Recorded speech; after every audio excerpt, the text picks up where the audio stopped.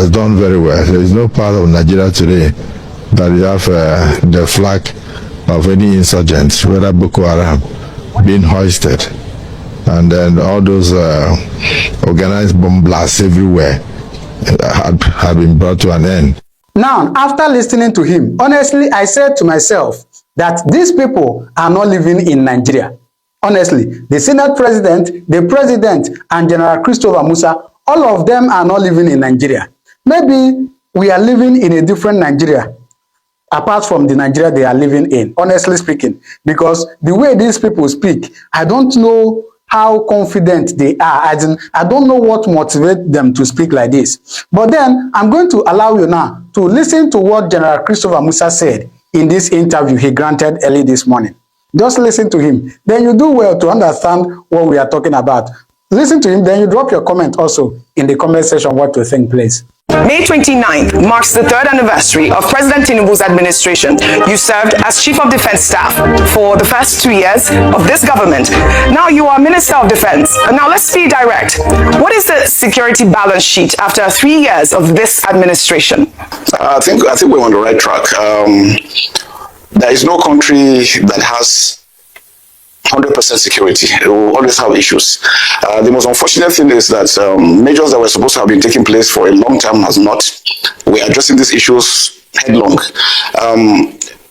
Terrorism and terrorist attacks in the past, the way it used to be, is not as rampant as it used to be. And if you are just like you mentioned, now we're having issues of kidnapping more than terrorism. And why is that so? A failure of family values, failure of law and order. People think when they make money, because the society has become very materialistic, people think that the way and manner they make money and society applauds them. And those are the ills that we have to fight. This challenge is a Nigerian challenge, and all Nigerians must put hands together to fight it. The president is doing so much. He's committed in ensuring that there's peace. The armed forces and the other security agencies are doing their best. We're appealing to all Nigerians, firstly, not to get discouraged. Every country goes through such situations, like we call it, it's the desert of life, the ups and downs of life. Nobody ever thought 20 years ago that Nigeria was going to go through this route. Now we're facing it. It's our turn to face it, and I think it's good that we stand together, hand in hand, and defeat these enemies of the state. Now, you were at the helm of the CDS during years 1 and 2, but many Nigerians would argue that things have gotten worse, not better. Just this week alone, 13 people were kidnapped from their homes at about 1 a.m. in Kebbi State. 3 worshippers killed and 15 abducted during a prayer vigil in Kwara. Students in Ekiti State fleeing schools over bandit fears. Now, how do you respond to Nigerians who say insecurity has escalated under your watch? Yeah, like what I'm saying, that Nigeria is going through its trying periods. Countries go through this. It's what you make out of it that makes you better or worse. And I think we're addressing it holistically. The armed forces and other security agencies cannot cover the entire length and breadth of Nigeria. Nigeria has over 927 square kilometers, and we're just how many? And what they do is, because they want to show that there is disorder or there is insecurity, they look for soft spots where there are no security agencies and they want to attack or they want to kidnap. And the trajectory is this. Criminality starts when people break laws and order, then it gets to kidnapping, then it gets to banditry, then it gets to terrorism. And once you start dealing with the terrorism, it now falls back towards banditry, getting back to petty crimes, and this is what we're going through. You see that we have more kidnappings now than acts of terrorism. And what it shows is that it is going down, and that we need to come together to be able to address that, because the security forces cannot be everywhere. I'm sure you are aware that in other countries, even the developed countries, are facing issues of kidnappings. It's not only Nigeria. But all I'm saying is that we need to come together. Instead of people throwing blames here and there, their security forces are doing, ultimately, we're putting in their best, considering the situation we're in, to address this. Border security is one issue where we have to look at. And for us, we need the states to partner with the federal government. The federal government, I think, is doing its best. States are getting their funds as required, more than they ever had. The issue we need to have is that we need to have our local governments work, because there are steps that we need to take to address these issues. Our local governments must be up and doing, because crime is local. If local governments are working, they'll be able to tackle these things within their own area before it gets to the state, before it gets to the federal. So I think it's a whole of society approach to security. All right, you're talking about border security. Now, you commanded Operation Hadinkai in the Northeast from 2021 to 2023. You know the terrain. You know the tactics. So why are we still seeing these midnight raids? You've talked about border security. There's continuous mass abductions and attacks on soft targets like schools, churches, markets. What's really is the solution to this border security? And you also made mention about how we should all come together. What exactly do you mean? Border security is such that we have to be in tandem with our neighbors. You know, we have some issues with Niger. We share about 1,500 kilometers with Niger, 1,650 with Cameroon. We have some level with Benin Republic and the Atlantic Sea, and then with Chad. So our neighbors too need to. And so what the terrorists do actually is that when you attack them more, they move to the next country. So you need the other country to also be able to block its own side of the border so that they don't have any safe haven. So it's we're working together with through the multinational joint task force to ensure that we address this. We have seen level of threats coming in between Benin, Nigeria, and Niger border, where through the multinational joint task force, we're establishing a new sector to address those areas so that from Burkina Faso, they don't penetrate through Benin into Nigeria. We want to stop it. Now, why? The question is, why do we seem to have this penetration? Again, because as Africans, we share a lot of community within ourselves. We have cultural areas, we have religious tribes that's across border. And because asymmetric warfare is such that the enemy is usually within, it's that person you are protecting that could be your enemy. And that's why it's most difficult. Conventional warfare, you know the enemy is within states, so you can easily take him out. Now it's difficult. And you know the situations we're having, most times you want to conduct any attack, these guys blend within civilians and you are forced to call off the attack. And this prolongs it because we want to avoid killing innocent civilians. And again, the media, we want to appeal to the media to understand that we are partners in progress, we're not enemies. We have had some media houses that have taken upon themselves to spread falsehoods. There are situations where, even when there were no attacks, they report that 40 people have been killed or this has happened, and only to find out nothing as such. We must come together to understand this is our country. If Nigeria fails, if the armed forces fails, nobody will be able to even sit in any office to write any report. So we must understand this. And the more we support each other, the more we work together as a team, the more we succeed. All right. So you're calling for support and responsible journalism. Now you transitioned from chief of defense staff to Minister of Defense. Now, what are you doing differently now that you couldn't do then? And more importantly, what has changed in strategy or even execution?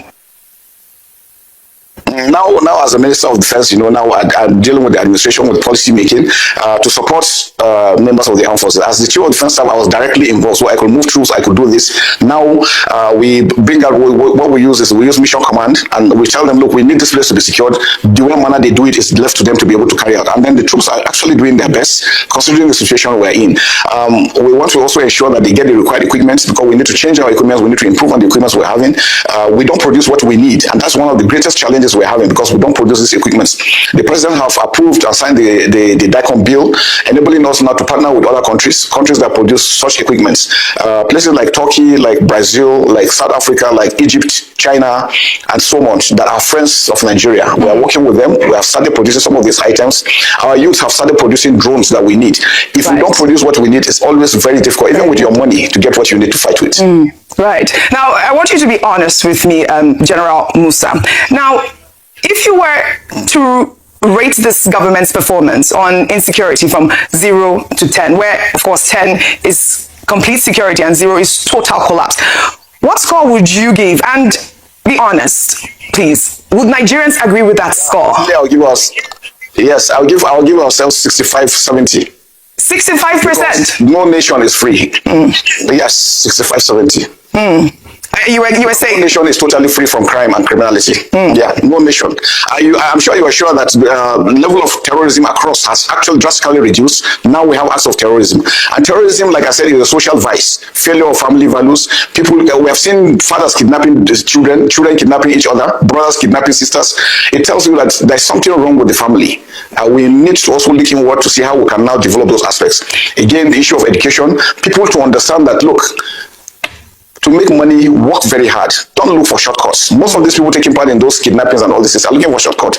And again, you can't rule out politics, because what I ask you is, most of these people that are kidnapping are people that don't have anything to offer. And you kidnap somebody and ask for 1 billion naira, knowing that the individual you are kidnapping cannot offer. So what are you doing? Who are you expecting to pay that money? And that's to tell you that there are some times you can look at it as acts of sabotage to make the government look weak, or to make the country look ungovernable or whatever.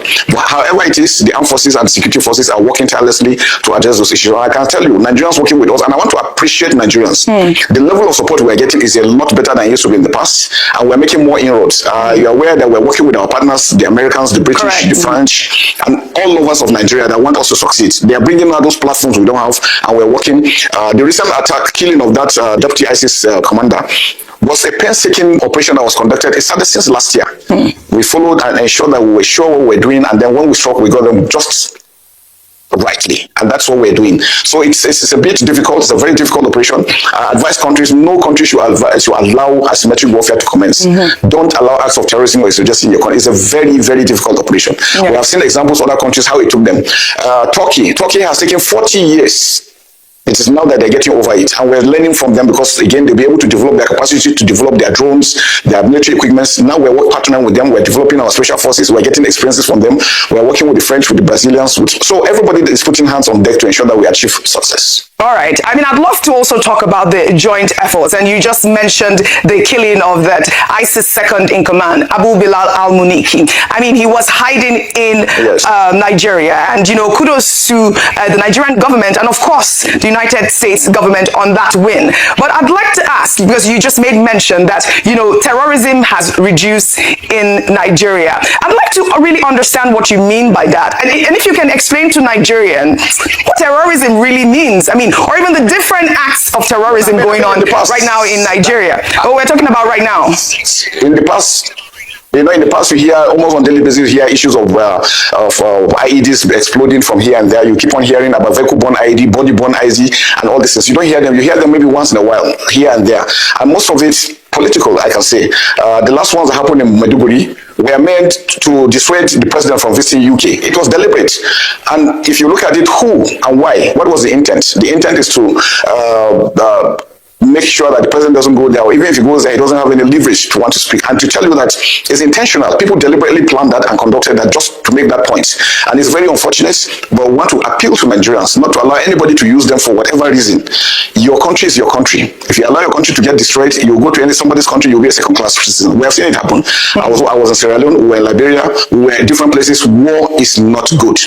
It's important that we come together, address this issue, and stop it. You know, speaking about acts of terrorism and, you know, why terrorism festers, I want to talk about Operation Safe Corridor, which has now graduated over 744 repentant terrorists, offering them, you know, vocational training, psychological support, and reintegration into the society.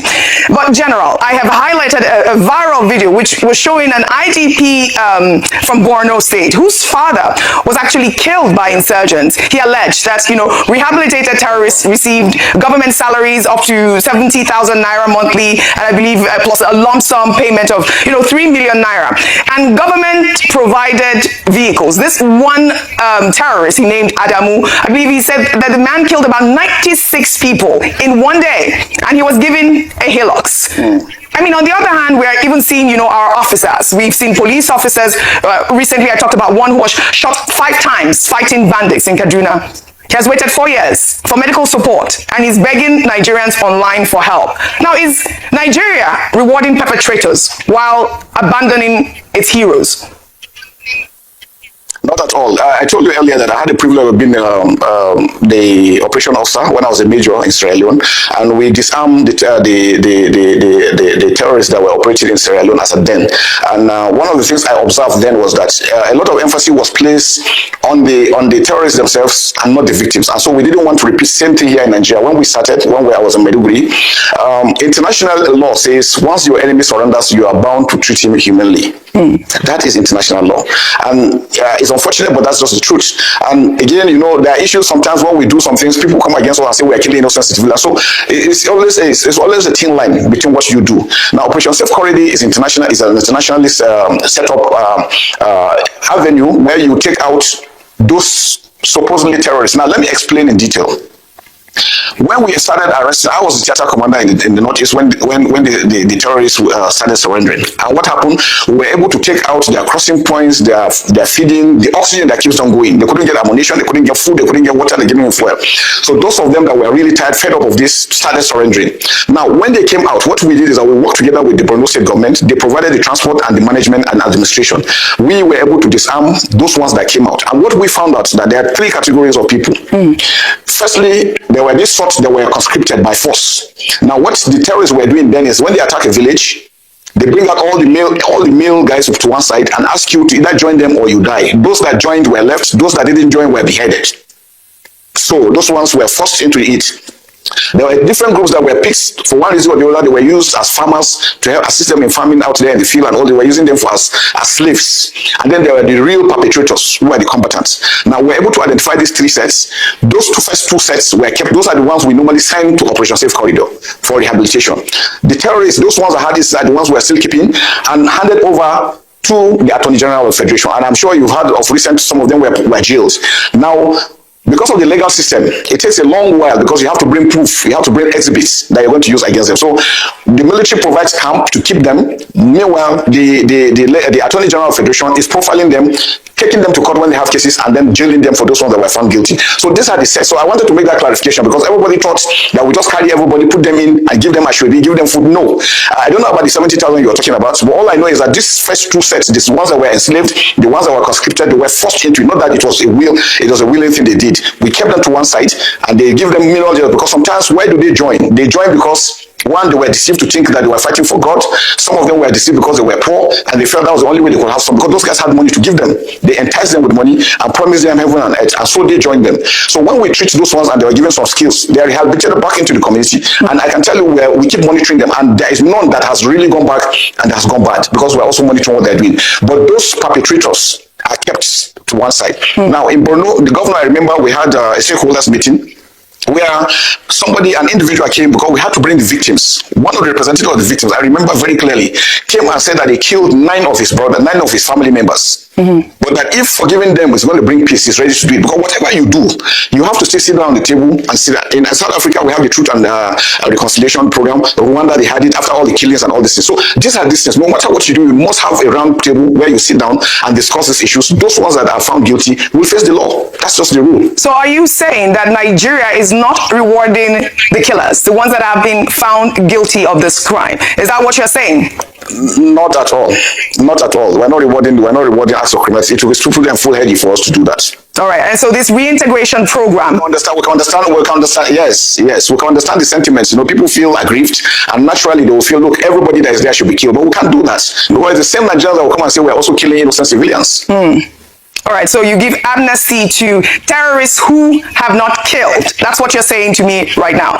And are you paying them salary? We're rehabilitating, yes. No, we're not paying terrorist salary. Those ones that were terrorists, those commanders and those ones that perpetrators are facing the law. The Attorney General is dealing with them, and they've been jailing them for several times. I'm sure a few weeks ago, some of them were also jailed.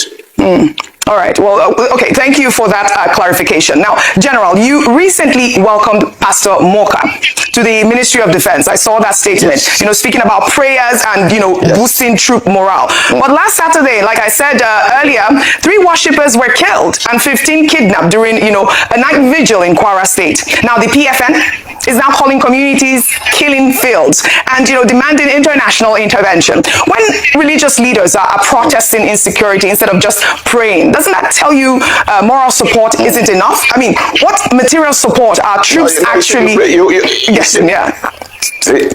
You see, all Nigerians were prayerful. But it's not just to pray, you also pray and you walk. And walking means also attacking those terrorists, those criminals, not allowing them to thrive wherever it is they are. And it's very important that for Nigerians, prayer is good. And I can tell you, for every military man, especially in the battle for prayer, is critical because that way gives him the moral to continue to walk. So please, let us not play down that aspect of prayer. But we're not saying you should pray and sleep. No, you must do the work because even God wants you to walk, and that's why prayer is always there. So we're walking while we're praying, and I want to appeal, and I thank God you brought that issue. I want to appeal to our religious leaders, our traditional rulers, our cultural leaders. Please, it's important. Hope is critical. For a human being, if he loses hope, he has lost everything. I've had some comments of recent of some very highly placed religious leaders saying Nigeria is finished, Nigeria is no more, the Naira is no more. It's quite unfortunate. Nigeria gave us the leverage to get to where we are today. We cannot, because of something happening today or tomorrow, and think everything else is bad. You cannot just say all the years that Nigeria has put. Nigeria gave us the limelight. Nigeria gave us the platform to be where we are. That's why we can sit down and talk. And because we are opinion leaders, we should be very careful about the kind of words we say, what we do. We should learn to give hope to people. We should learn to encourage people, even in damaging. During the Second World War, we had people, worse things were done. But people didn't come out and give up. They fought it, and today there is peace. That is why I want to encourage us. Our religious leaders, our traditional rulers, our cultural leaders, please, let's be positive. Let's come together. forget our comfort zone, because a lot of them you can sit down in your ACs and think everything is okay because you are not facing this. Those guys are in the bushes facing these issues, know what they are going through. We must encourage them. We must show them that God is with them. We must tell them that look, this thing will not be forever, and that there's light at the end of the tunnel. That's how to go about it. Yeah, thank you for that. I mean, we do need hope in Nigeria, especially for those families who, you know, their children, their husbands have been abducted. There are so many families that are in mourning right now, General, as we're speaking. So, I mean, as much as we want hope, we want to find a way to comfort those Nigerians that are in the dark at this moment. Now, General, 36 military officers face court-martial over an alleged coup plot against President Bola Ahmed Tinubu. Now, former Petroleum Minister Timipre Silva has been named in court documents with billions allegedly traced to his account and is, you know, now reportedly hiding in Argentina. You were removed as Chief of Defense Staff at the height of this investigation. Then, you know, you were brought back 2 months later, barely 2 months later, as a Minister of Defense. Now, were you removed because of the alleged links to the coup plot? And if not, was it simply a mistake given the president needed you back so quickly? Oh, well, you know, that's a presidential decision. I've spent over 34 years, so at any time at the discretion of Mr. President, I could be relieved. And so I was let go. And 5 weeks later, I'm back to show you that, yes, it wasn't that because I was involved in anything. And far from it, we were the ones that actually identified the coup. We were the one who reported. I was the one who convened the committee that did the investigation. So we did all this together. What we are trying to do now is to show the junior ones that this coup doesn't pay anything. Democracy is far, far better than any military regime. And so this is an opportunity. I just looked at the people that were involved in it, and I shook my head because they are just a bunch of confused individuals that exposed very junior officers that didn't know their left from their right, and now put them into this mess. It's quite unfortunate. We always feel bad when we see our colleagues derailing. But the good thing is that the system has a way of going about it. The investigation was very thorough. The prosecution now is going, and the court martial will go as planned, is ongoing, and we're giving them all the benefits to defend themselves. But the facts on the ground are very, very clear, and I can tell you that we're following all the processes. Nothing is hidden. It's quite unfortunate what they did. They had no reason to do that. The country was going very well. The armed forces have been taken care of quite very well. We've never had issues with our salaries. Efforts have been made to even increase our salaries and our allowances. Our troops are doing quite very well. We're getting more equipment to fight and make sure this. And anybody who is thinking of planning on coup, I think is just wasting his time. Even the civilians in Nigeria will have taken them down. So I think it was just foolhardy for them to have done what they are trying to do, or what they wanted to do. The civilians in Nigeria would have taken them down. All right. Now, as Minister of Defense, General, do you have President Tinubu's full confidence? And do you have the mandate to make the hard decisions necessary to fix Nigeria's security crisis, even if it means holding powerful people accountable? Very well, very well. Of course, to show you, I left as CDS, and 5 weeks later, I was back as Minister of Defense. We've had several discussions, one-on-one discussion with Mr. President, and we have told him about our plans and what we intend doing, and he's following up. We're working together with all the other security agencies. Decisions are going to be taken collectively so that we make sure that we're doing that, we're getting the right results.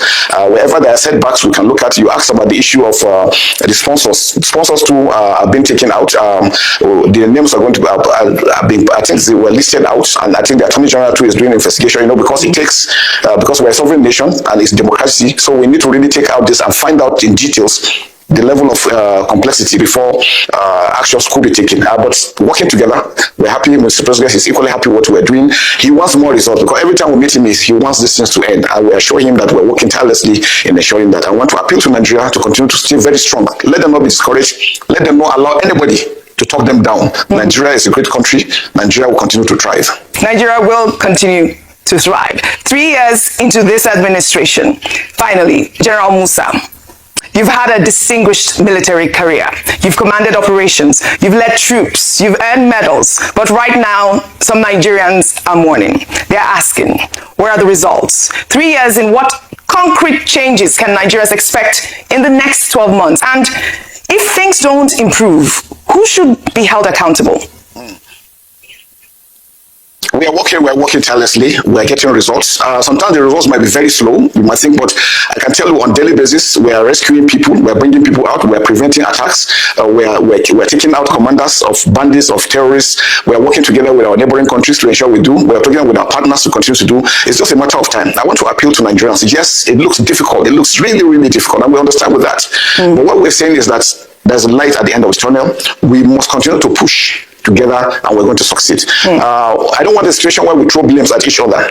This is a Nigerian challenge. Yes. Nobody, like I said, nobody ever thought Nigeria was going to get into this, but we're in it now. It's not a time for us to sit down and be crying or be complaining or grumbling. It's a time for us to work together, support each other, and deal with these enemies of the state. All right, you've talked about support at length, and you've talked about, measures that have been put in place, like the collaboration with the U.S. government, also with the deployment of drones. Now, I'd like to ask you, to be very frank at this moment, now, if you were still a soldier on the ground in Borno, Kebbi, Kwara, Benue, Plateau, and other hotspots, and you're not a minister in Abuja, what would you want your commander-in-chief to do differently? I think for us is to continue to do what he's doing, continue to improve on releasing FOIDO. Issues of funds, nobody gets 100% of what he requests, so we're making do with the little we have. We wish we could have more. Want to partner with other countries to be able to do more. If we have more, we can do better. Like issues of satellite, satellite is something that the ones we have to cannot give us real-time focus. Now the partners are providing that. We need to have this. We need to be self-sufficient in this military production. We feel that if we're able to continue to do the way we're doing, we're going to get better results. We're all committed into it. I'm happy we have a new Inspector General of Police who is also very proactive. He has had a lot of experience, which he's also bringing out to bear. Because a country without a good police is difficult for it to thrive. So we need to also refine the police quite very well. And I'm happy what he's doing. I'm happy that the president is also considering it. And then the aspect of state police.